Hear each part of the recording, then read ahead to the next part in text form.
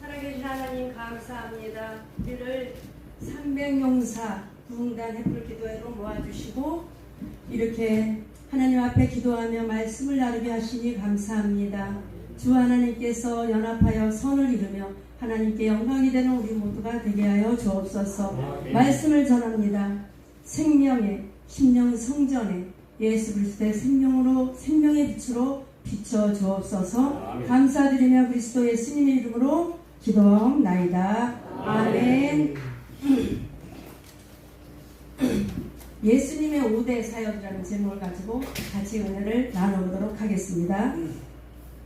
300용사 부흥단 햇불 기도의 비전이 무엇이죠? 대한민국뿐만 아니라 전 세계에 영적 토양을 가로고 교회를 든든하게 세워가는 것이 300용사 부흥단의 비전입니다. 맞죠? 그래서 오늘 말씀은 예수님도 비전이 있었다고 합니다. 그 비전이 뭐냐면 이 마태복음 16장 18절 말씀입니다. 또 내가 내게 이르노니 너는 베드로라. 이 교회에 이 반석에 교회를 세우리니 음부의 권세가 이기지 못하리라. 아멘. 음부의 권세를 이기지 못하는 교회를 세우는 것이 예수님의 비전입니다. 마태복음 4장 19절에 보면은 말씀하시되 나를 따라오라. 내가 너희를 사람을 낳는 어부가 되게 하리라 하시니, 사람을 낳는 어부가 되게 하라는 것입니다. 사람을 낳는 어부로 만들어 주시겠다는 것입니다. 또한 뭐냐면 마태복음 19장 28절에 보면 예수께서 이르시되 내가 진실로 너희에게 이르노니 세상이 새롭게 되어 인자가 자기 영광의 보좌에 앉을 때 나를 따르는 너희도 12보좌에 앉아 이스라엘 12지파를 심판하리라. 요 세 구절의 말씀을 총조합해 보면은 보좌에까지 함께 갈 올바른 제자가 되고 사람을 낳는 어부가 되어서 음부의 권세를 이기지 못하는 교회를 세우는 것이 예수님의 비전입니다. 그래서 예수님은 3년 6개월 동안 예수님의 비전을 가지고 사역을 하셨습니다. 그리고 돌아가시고 승천하시기 전에 예수님의 5대 사역을 우리에게 이론으로 남기셨습니다. 그 예수님의 5대 사역을 같이 나눠보도록 하겠습니다. 첫째로는 제자 삼는 사역입니다. 그러므로 너희는 가서 모든 민족으로 제자를 삼아 아버지와 아들과 성령의 이름으로 세례를 베풀고, 이게 결론적으로 말하면은 너희 가서 모든 민족으로 제자를 삼으라는 것입니다. 그래서 그 청개구리도 유언을 지켰다고 하잖아요. 그래서 이게 첫째 제자 삼는 사역이 예수님의 유언입니다. 그래서 우리는 청개구리도 유언을 지키는데 우리는 청개구리보다는 나아야 되지 않겠어요? 그래서 많은 제자 삼으시기를 바라겠습니다. 마태복음 10장 1절에 보면 예수께서 그의 12제자를 부르사 더러운 귀신을 쫓아내면 모든 병과 모든 약한 것을 고치는 권능을 주시니라. 예수님은 제자를 부르셨습니다. 그 12제자를 데리고 3년 6개월 동안 사역을 하셨습니다. 예수님께서 제자 사역을 하신 데는 분명한 목적이 있었습니다. 그 목적이 뭐냐면 마가복음 3장 14절 잘 나와 있습니다. 이에 12를 세우셨으니 이는 자기와 함께 있게 하시고 또 보내사 전도도 하며, 뭐라 그랬죠? 자기와 함께 있게 하시고 제자를 삼으셨다는 것입니다. 그래서 함께 있게 하시고가 굉장히 중요한 단어입니다. 그래서 예수님은 제자들을 대상으로 목회를 하셨습니다. 그런데 오늘날 교회는 뭐가 많죠? 교인이 많잖아요. 교인은 자기 생각과 맞으면 순종하고 자기 생각과 안 맞으면 엄불교 신자가 되어서 떠납니다. 그래서 결론적으로 말하면 예수님처럼 우리가 제자를 삼아야 됩니다. 양육을 해야 됩니다. 두 번째는 귀신 쫓고 병 고치는 사역입니다. 마가복음 16장 17절 18절 보면은 믿는 자들에게는 이런 표적이 따르리니 곧 그들이 내 이름으로 귀신을 쫓아내며 모든 병을 고치며 뱀을 집어올리며 무슨 독을 마실지라도 해를 받지 아니하며 병든 사람에게 손을 얹은 즉 나으리라 하시더라. 귀신 쫓고 병을 고쳐야 합니다. 그게 목사만이 아닙니다. 모든 믿는 자이라고 이 성경은 분명히 말씀하고 있습니다. 그래서 아까 장로님 말씀하셨잖아요. 그 눈먼자 이거 우리가 믿는 자들은 다 할 수 있습니다. 하나님께서 우리에게 병 고치고 귀신 쫓는 능력을 우리에게 주셨습니다. 네. 그래서 마태복음 10장 1절에 보면 예수께서 그의 12제자를 부르사 더러운 귀신을 쫓아내며 모든 병과 모든 약한 것을 고치는 권능을 주시니라고 말씀하고 있습니다. 그래서 귀신을 쫓아내고 병든 자를 고칠 때 어떤 일이 일어나느냐 하면 믿고 주께로 나오는 자가 더 많으니 남녀의 큰 무리더라. 사도행전 5장 14절에 말씀하고 있습니다. 귀신 쫓고 병을 고치고 2000년 전에 돌아가신 예수님이 우리 눈에 보이지 않잖아요. 우리는 믿고 우리는 체험적으로 주님을 만났지만은 새신자들은 주님이 보이지 않잖아요. 어떻게 해요? 표적과 말씀과 표적을 통해서 그들을 양육해야 됩니다. 그래서 제자로 삼아야 됩니다. 그래야만 교회가 부흥이 일어나고 그들의 믿음 안에서 정착을 할 수가 있습니다. 그래서 사도행전 5장 12절에 보면은 사도들의 손을 통하여 민간의 표적과 기사가 많이 일어나며 믿는 사람이 다 마음을 같이하여 솔로몬 행각에 모이고, 이 솔로몬 행각이라는 것은 그 당시 예루살렘 교회를 말하고 있어요. 그러니까는 사도들의 손을 통하여, 믿는 자들의 손을 통하여 표적과 기사가 많이 일어나니 다 마음을 같이하여 솔로몬 행각에 모였다고 합니다. 그러니까 표적과 기사를 통해서 많은 믿는 자들이 교회로 모여들었다는 거예요. 그래서 이 300용사도 어쨌든 용사잖아 우리가. 이런가 표적과 능력이 우리에게 나타나야 됩니다. 사도행전 1장 8절 보겠습니다. 오직 성령이 너희에게 마시며 너희가 권능을 받고 예루살렘과 온 유대와 사마리아 땅끝까지 이르러 내 증인이 되리라 하십니다.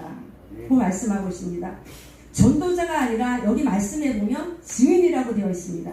전도자는 말씀만 전하잖아요. 근데 증인은 어떻게 해요? 표적이 나타나는 것을 말하고 있습니다. 그러니까 증인은 표적과 말씀이 같이 동반되어야만 증인의 사역을 감당할 수가 있습니다. 마가복음 10장 1절에 보면 제자들이 나가 두루 전파할세 주께서 함께 역사하사 그 따르는 표적으로 말씀을 확실히 증언하십니다라고 나와 있습니다. 여기도 보면은 표적이 나타나고 있잖아요. 말씀과 표적이 같이 나와 있잖아요. 그래서 표적과 말씀이 같이 동반되어야만 증인된 사역을 할 수가 있습니다. 세 번째로 영의 기도입니다. 누가복음 24장 49절에 보면 볼지어다 내가 내 아버지께서 약속하신 것을 너에게 보내리니 너희는 위로부터 능력으로 입혀질 때까지 이 성에 머물라 하십니다. 예수님의 5대 사역 중에 세 번째가 뭐냐면 영의 기도입니다.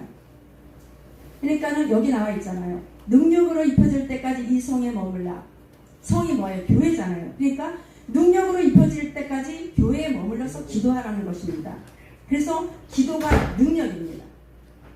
그래서 고린도전서 4장 20절에 보면은 하나님의 나라는 말에 있지 않느냐고 오직 어디에 있다고요? 능력에 있으리라고 나와 있습니다.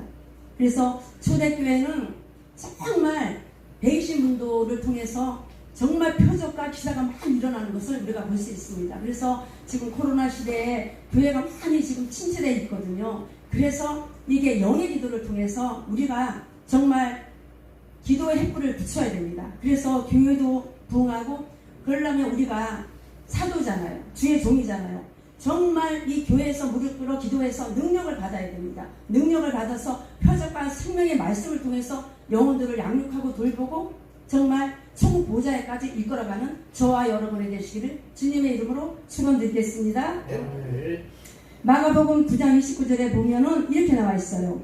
기도 외에 다른 곳으로는 이런 종류가 나갈 수 없는 것. 귀신 쫓고 병 고치고 영혼이 살아나고 이런 것들이 능력이 받아야 되는데 그 능력이 뭐냐면 기도입니다. 그래서 300용서 햇불 기도회 총재님이 그렇게 부르짖는 게 기도하라 아니에요. 9시간 5시간 기본적으로 우리 총재님 기도하십니다. 그래서 여러분들도 정말 시간만 있으면 저도 요즘에 3시간 기도하거든요. 그래서 적어도 평신도는 1시간 59분, 집사 이상은 2시간, 목사 이상은 3시간 이상 기도해야 됩니다. 그럴 때 강력한 능력이 임합니다. 그래서 우리는 기도를 사모하고 기도를 실천해 나아가야 될 줄 믿습니다. 네 번째로 먹이고 돌보는 사역입니다. 여기 시간이 지금 촉박해서 다 선포할 수는 없고 여기 요한복음 21장 15절에서 17절에 보면은 내 양을 먹이라 라고 나와 있습니다. 내 양이 뭐예요? 내 어린 양이 뭐예요? 새신자를 말하고 있습니다. 새신자를 어쨌든 전도에서 왔을 때 우리가 정말 잘 먹고 돌보고 또 우리가 축사를 통해서 그들을 생명으로 이끌어내야 됩니다. 그러기 위해서는 잘 양육을 해야 되는데 우리 교회들마다 새신자를 끌어내는 배가 두 척이 있잖아요.